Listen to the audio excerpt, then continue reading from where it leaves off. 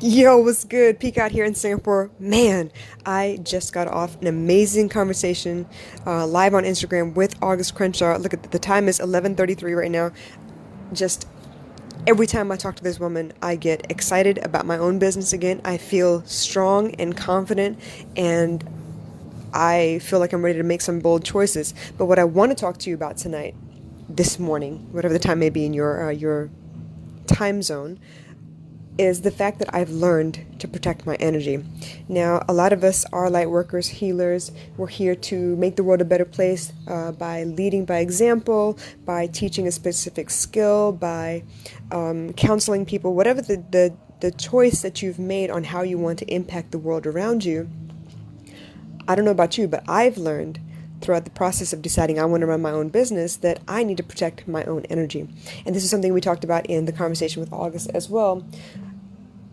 You can't say yes to just anybody. And that could be clients, that could be partners, employees, third party vendors that help you with a service or a product, any of those things. You can't just choose just anybody because the last thing you want is to dread conversations with them when you're trying to pursue your passion. So anything that would dampen your spirit or adjust you in such a way where you're not being yourself in front of people, that's not something you want to deal with on a daily basis or when you're building your own business. This is something that was a very difficult lesson for me. Yesterday we were talking about how I'm actually more of an introvert by nature, so I don't like speaking up. I don't like offending people, and I know people get offended. I don't want to hurt anyone's feelings. I don't want to lose any friends because I do get attached to the people that I work with.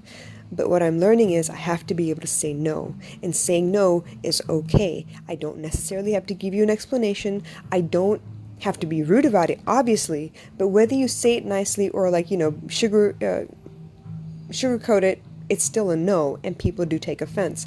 What I'm learning though is if I have to hold my breath around you, if I have to mince my words around you, you're probably not the best person for me to be working with. If I am talking to you and you're a client of mine, if you say you want help, you want to change, you want to, to fix your life and everything, but every time we got on the phone, all you do is complain or hash out the same story over and over again, obviously I'm not getting through to you and you're actually not ready to give up the things that hurt you. So then we're not a good fit. We're not the right people for each other. And as difficult as that might be, I need to be the bigger person in the situation because your energy rubs off on me and I have the potential to transfer it to other people, which is not okay. So if I'm saying that I have a quality product and I want to help change the world and I want to teach you about love and help you overcome whatever fears you may have, I need to also protect my energy by saying no if you're not the right fit for me. It's very easy for clients to do that. You're looking for a coach, you're looking for a vendor, you're looking for, let's put it in extreme aspects, right? Let's talk about weddings. You're the bride, you want the perfect wedding, you want this location and that caterer and this photographer and all these things, but bottom line, you need the money to be able to afford all those things.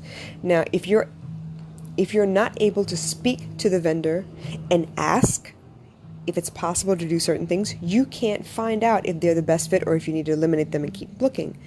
But if you can't even speak to them, if you're afraid to even ask those questions, it's already not the right fit. It's an energetic defense mechanism, if you will. You are drawn to the things that you love that will help you grow. Sometimes the growth is not easy, it's painful, but you feel good about it once you've pushed through that fear.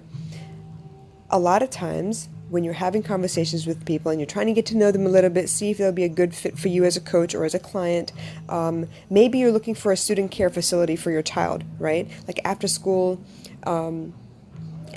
care, and you go into the school and you're talking to the people who would be running the after school program, and you want to know if they are a good fit. Mostly, before you actually start asking questions, you can tell by the way they receive you, how they make eye contact, how they take you around and show you the facility. The way they speak to you, you can tell already on an energetic level whether they're a good fit or not. The rest is all, can they answer the questions that you have? And are the answers sufficient? Do you feel like that your child would be safe in their care? So those kinds of things are extreme examples, but you have interactions on a daily basis.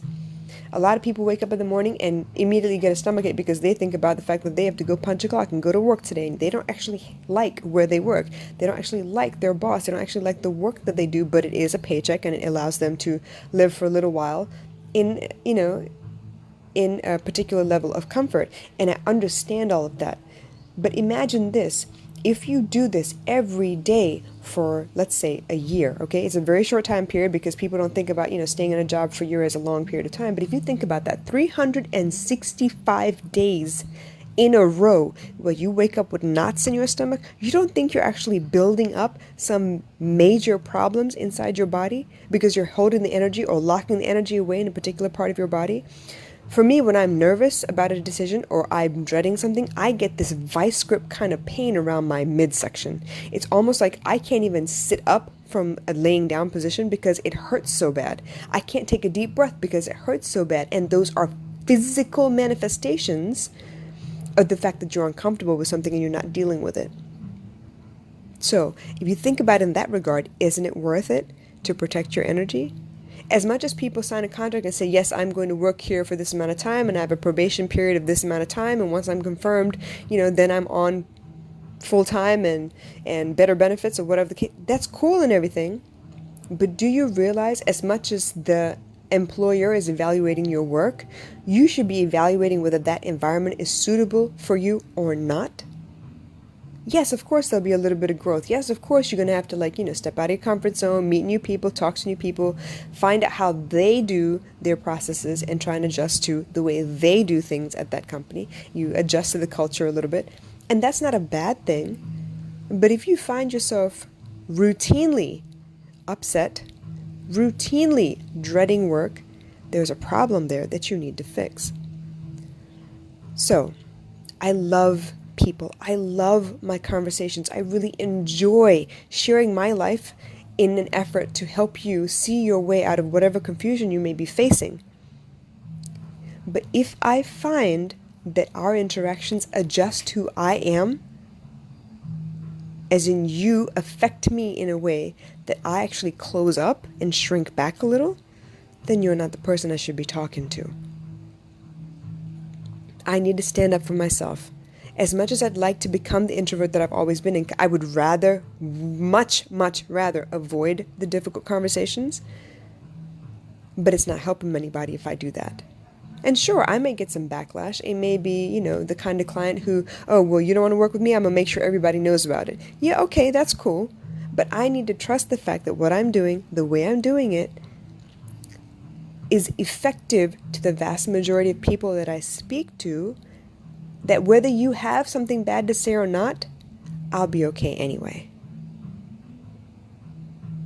It's not easy. I'm actually dreading a particular conversation that I need to have. I've been putting it off for years, and I mean decades. But the more I talk about this, the more I'm seeing all the situations that it would affect. I know that this one conversation needs to happen because it affects everyone around the situation. And not in a good way. Everybody gets on eggshells when this particular person pops back up in my life.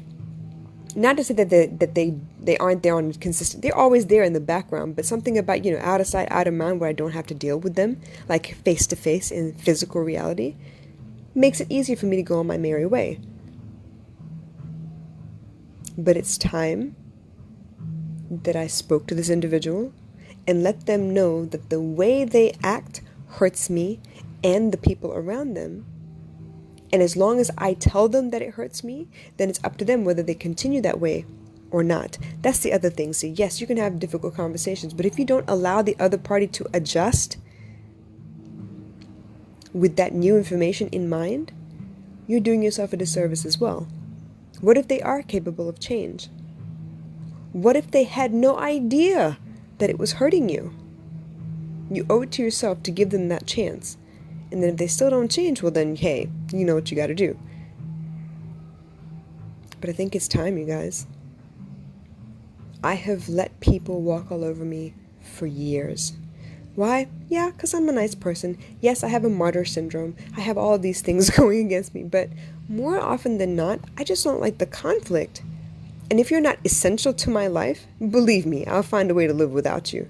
There were people I thought would never leave me behind, would never choose someone else over me. I didn't think I'd survive the way they treated me. But damn it, here I am. I ain't going nowhere. And you know what? I wouldn't change the fact that they did those things to me, because I wouldn't be as strong as I am right now, looking to get stronger. So, I hope this helps. I hope it makes sense. You do what you need to do to protect you, because day after day after day, living in that conflict does affect your body, does affect your mind. It adds something new to what you tell yourself about who you are and what you're worth. Trust me.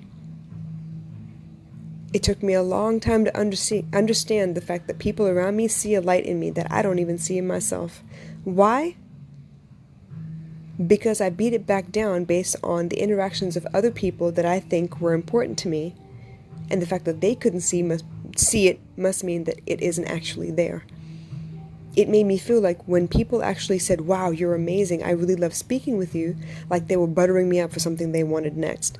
And that's not the case. It just happened to be the programming I was running in my head, the inner dialogue that I was having, that made me disbelieve anything that came out of anybody's mouth about how good I am, how effective I am, how much love I have to give, how much change they felt after speaking with me. It's amazing how many repercussions there are from everything we do, everything we allow. But that's just it. We allow what happens in our lives. Because if we didn't like it, damn it, we'd make a fuss until it disappeared, wouldn't we? You know you have before, somewhere along your childhood where you did not like something and you just downright had a freaking tantrum. And then it went away. Or it fixed the situation. We're not like that no more. We worry about what people will think. We worry about if they will hate us or if they'll spread rumors about us, or, if we're imagining half of this stuff. No, you feel this way for a reason. Protect your energy. No one else is going to do that for you, baby. I'll catch you again soon. Bye.